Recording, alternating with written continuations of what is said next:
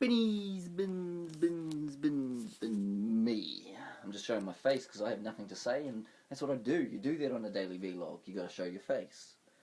And it was just a day of relief teaching, and there was a fight in the classroom. And in that fight, it was like a bullying thing. I was part of the problem, really, because I had music going, and I was having that Party Rocks anthem because the kids wanted that, and they were all shuffling, doing their thing. I can't shuffle, but all the kids were actually pretty good at it. And yeah, I was just watching around and then seeing these two kids kind of wrestling around with each other, thinking, oh yeah, they're doing some kind of dance. And then I realised that one of them had a really good chokehold on them, and then some fists were coming into it, and I was like, oh, damn it. So I walked over there and doing their thing, and wasn't in too much of a hurry. I don't know if that's a good thing or not, but hey, they got to let off whatever they got to do, kind of thing. Yeah, panic.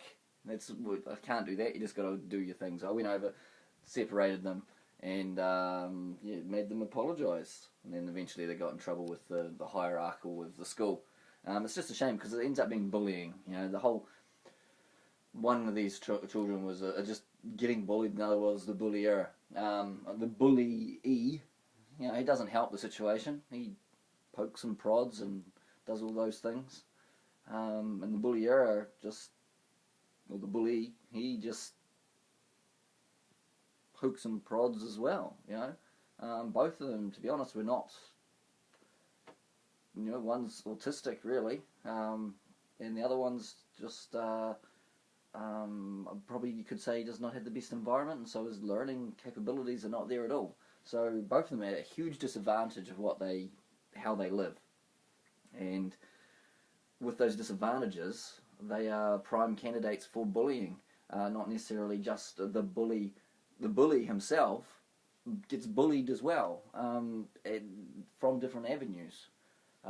He was one of these children that didn't like being ignored. He wanted attention. He was bringing up attention-seeking things so many times. Even I was getting frustrated with him.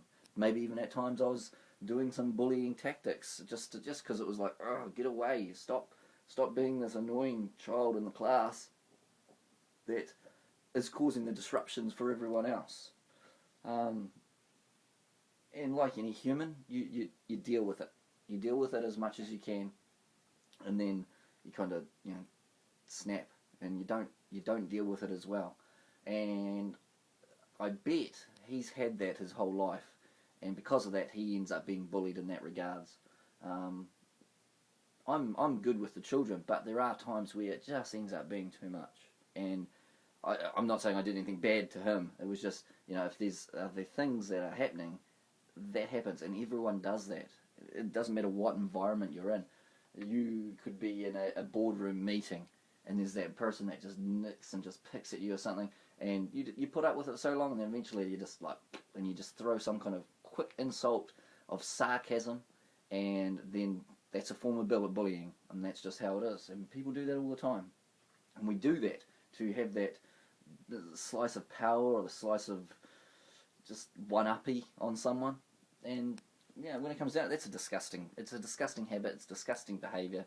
I'm now to show an example. Whenever I have to yell, which is a horrible thing, I tell them now, if I yell at you, I am sorry for yelling at you. But sadly, that's the only way that you can actually respond, and that is that is a criteria that you've been brought up with. That yelling is a form of overpowering, and then you have to respond to that.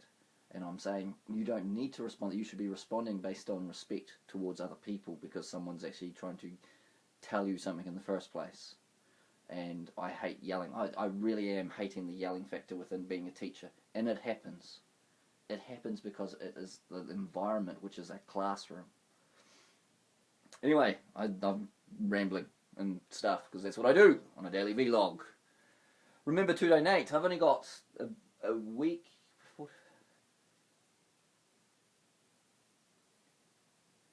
17, 18 days to go. So donate. That'd be great. Remember Building 7. See ya. Spinny, spin, spin.